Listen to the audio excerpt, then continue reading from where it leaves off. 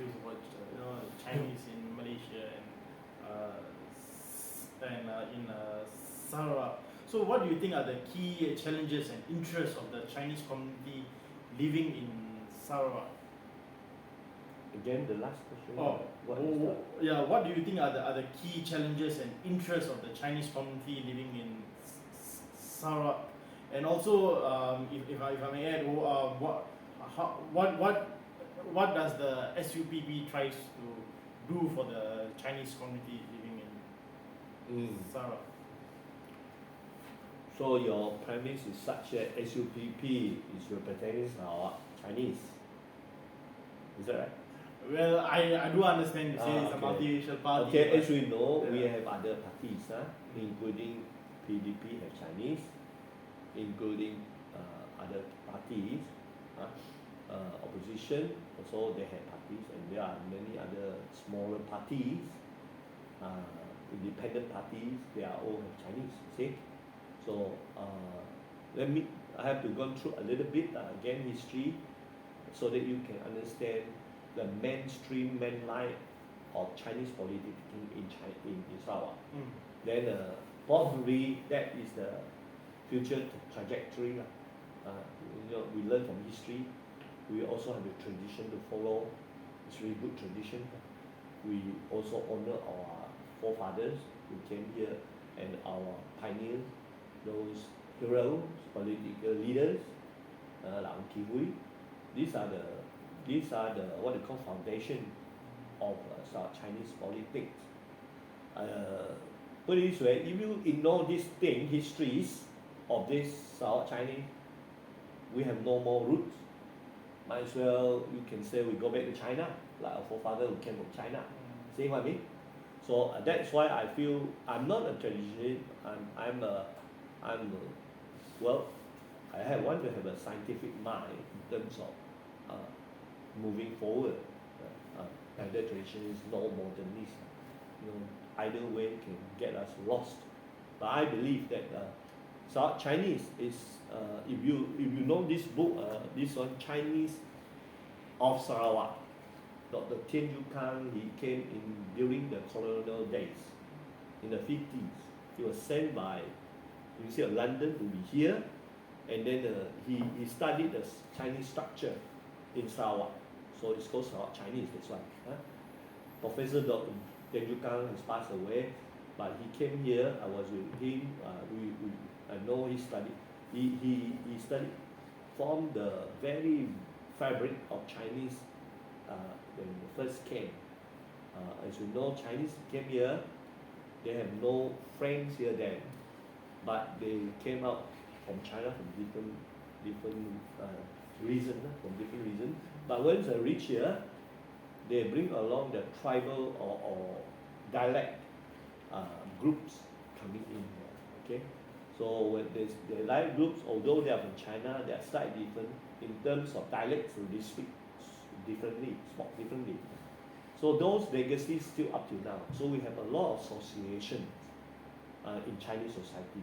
You have a Hakka Association, Guangfu Zhao Association, Chaoan Association, and so on.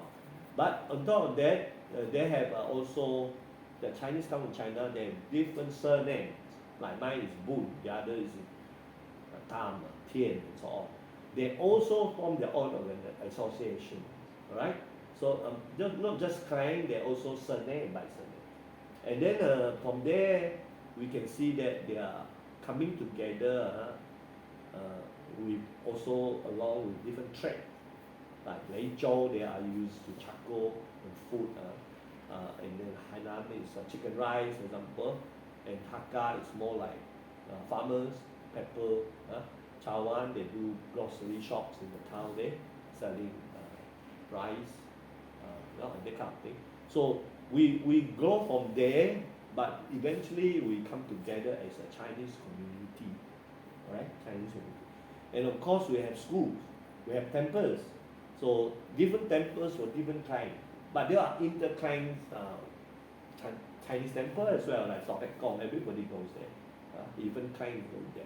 But we also have Teng Hong Kong, for example, it's for the Hokkien. Yeah? And then there's same thing for for other like school.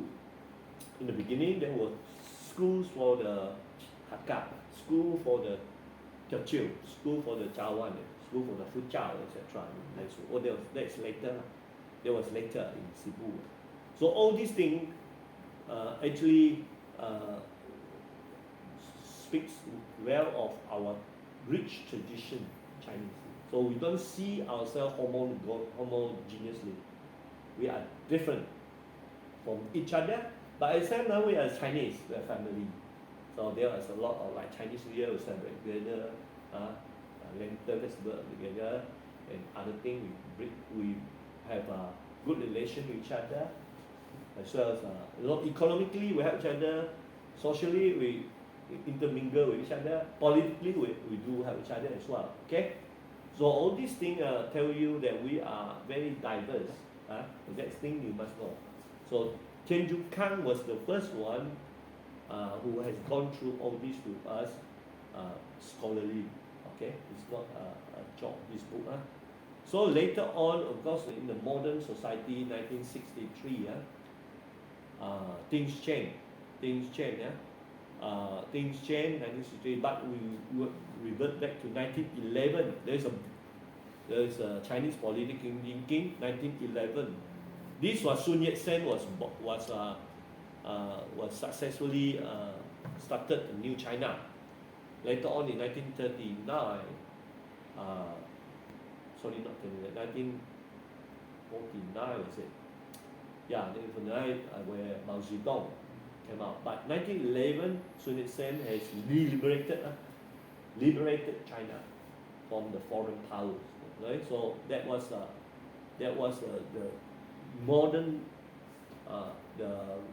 modern key point rising or the rise of Chinese in a way in Sarawak here, but it coincides with 1911 when Sun Yat-sen successfully liberated China. Alright, so these two events seems to be because the Sun Yat-sen has always political influence here. He started to change the school system, started schools, he started the substance of the Chinese thinking and so on, which is more and more democratic. Okay, before that, we are traditionalists. We follow the more than like emperor style, emperor style. But now we have a democratic leader. Later on, 1949, of course, Mao Zedong is communist. But in 1911, we are already having the democratic renaissance already, I would say, in South Chinese as well as elsewhere in the world, not just Sarawak only.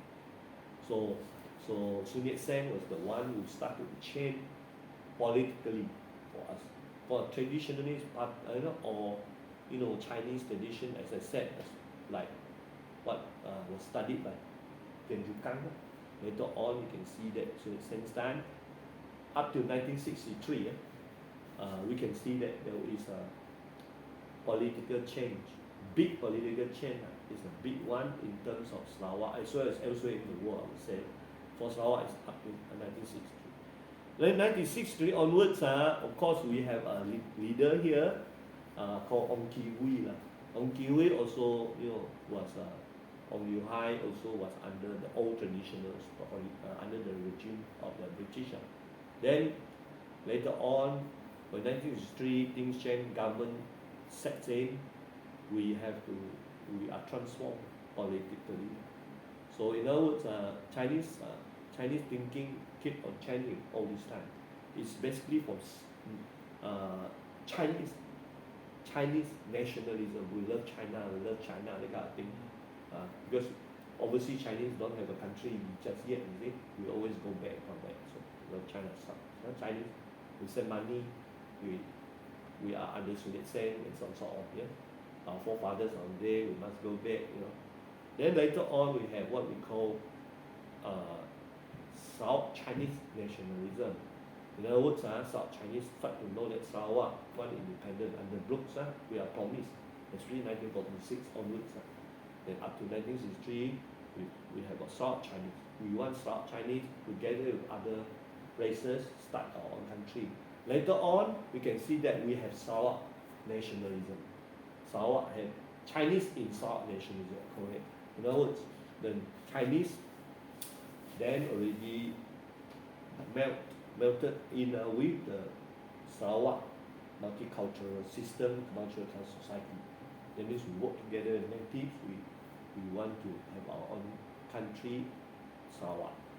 And in that case, Sarawak under Malaysia as well. So all these things tell us that there is a big political change over the three areas. The three areas need to be understood. So in future, if you are asking the question, where did SUP goes and so on, was it? The SUP would have to harmonize their histories, their forefathers' wishes, as well as in line with the modern. So that's why I say it's neither tradition nor modernist. It is our way of giving a model to others.